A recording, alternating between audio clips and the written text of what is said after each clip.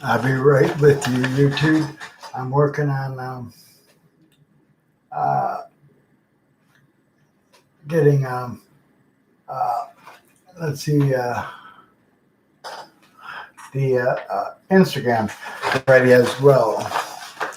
So it's connecting. It's connected. It's just kind of slow. Well, good afternoon, everyone. Today was the meeting at the ODRC main office. Not very impressed at all. We had the prosecutors union and prosecutors from different areas share. We had people on our side that shared.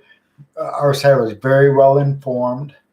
Um, you know, the concern that I have is they're giving way too much power back um, to the community on these folks to get a parole. They've already served the time. They've been punished, and over again, they're being punished. One thing they were talking about today was taking out the nature of offense, which would be great itself if they did not give the power back to the community.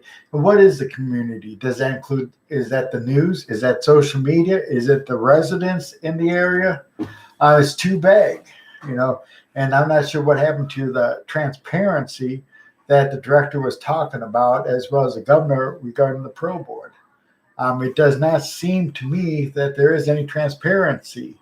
And I'm going to read through the agenda today, just so that you have some idea what it did say.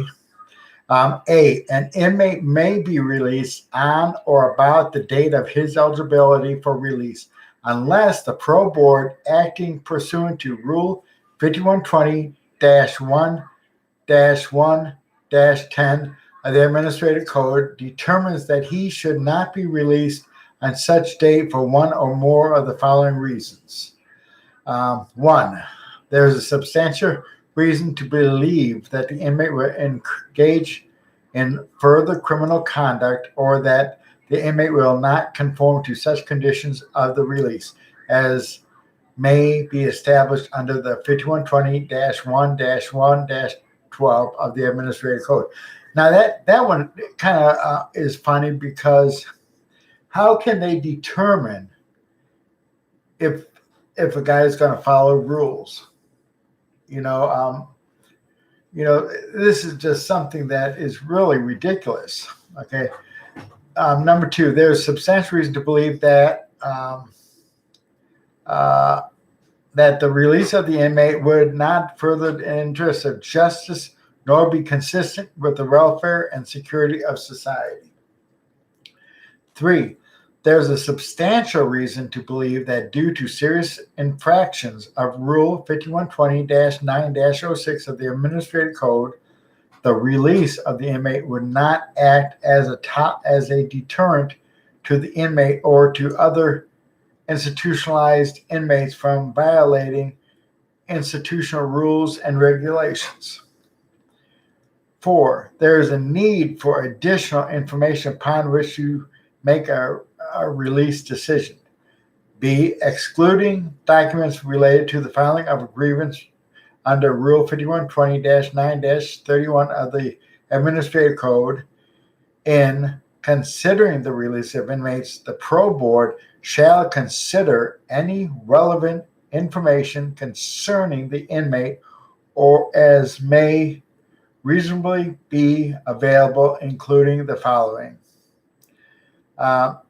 One, the inmate risk to reoffend is as measured by the implicable risk assessment tool.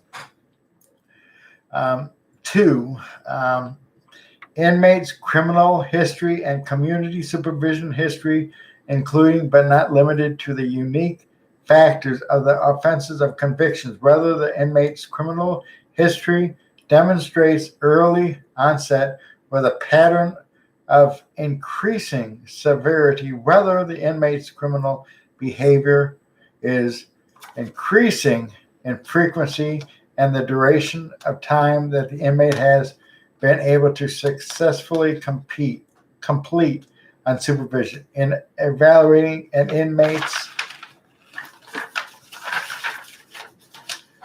criminal history and supervision history, the board shall consider A, any official report of the inmate's prior criminal record, including a report of record of earlier probation or parole. B, any presentence or post-resentence report. C, the presence of outstanding detainers against the inmate, and I don't like the word inmate, I call it a restored citizen. D, the equivalent sentence range under current sentencing laws. 3, the inmate's ability to control the inmate's behavior and the degree to which the inmate demonstrates impulsiveness in the prison or in the community in evaluating an inmate's ability to control the inmate's behavior, the board will consider.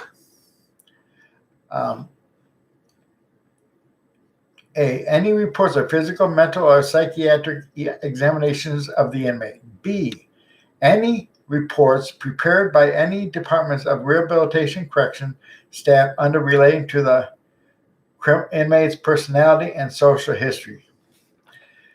4, the inmate's institutional programming, including but not limited to whether the inmate has successfully completed programming the insensitive and dosage of which was consistent with the inmate's assessed needs and risks to be reoffended. Let's talk about that a little bit. They say you need this program or that program. And then when you go to the pro board, they'll say, oh, your program is great. Keep up the good work. Come back in 10 years. Now, that's kind of ridiculous how the pro board treats people in Ohio. It's just wrong, on their behavior for the most part. That's basically what today's meeting was about. So many of, I didn't, but, we had quite many people speak on our behalf, and the prosecutors, people, they were there and they spoke. We had Hamilton County, Summit County there, Hamilton County, I think Greene County, and then the guy that's over the Prosecutors Association. It's just, they gave way too much power to the prosecutor's part. And personally, I don't think the prosecutors should have anything to say at a parole hearing. They had their chance in court at sentencing and during the trial. So why are they coming all the way to a pro board hearing, to make somebody's life miserable? What they don't realize is, our old law inmates are getting older and older. They're losing their family to death, illness, or what have you. And their family support is dwindling away. I know one guy that's 77. He just got an 8-year flop. That was talked about today at today's meeting. What threat are these people going to be to society? We've tried to, speak to the newspapers, the media on these issues, but they're all one-sided. They only want to take one side to the issue. And remember, when I do an interview, it's not about me or about my past. It's about what we're doing now. I've been out since January 24th, 2011. And yes, I made some horrible mistakes in my life, but by the grace of God, I was able to change, just like so many people. That we heard from one guy there today that, was speaking about how he changed. And you could tell by, what is the person doing today.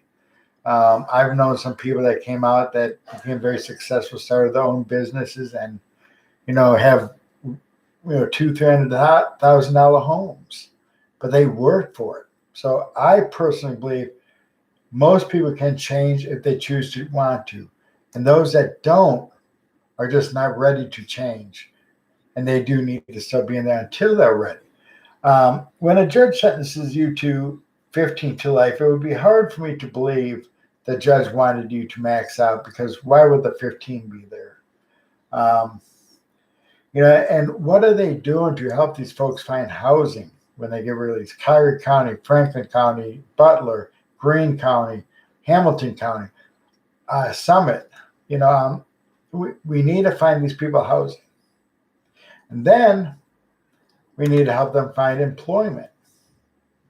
So if we could find people jobs to be successful, and another thing a lot of people don't bring up, if we assist these people where they're not homeless and they're not being pressured, they're more likely to succeed, and that will cut down on the violence on the street. A lot of people don't bring that up, but that is a fact. So if any of you have a question, or if you'd like to get involved in Change Starts With Us, please email us at changebeginswithus4sure@gmail.com. Again, that is changebeginswithus4sure@gmail.com. And our phone number is 614-404-4924. And, it's always an honor to be able to talk to people and meet people.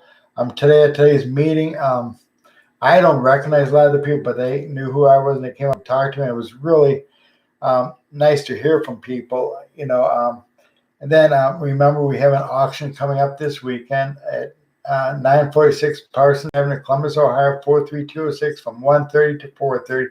We have some great items to auction off, folks. Please join us.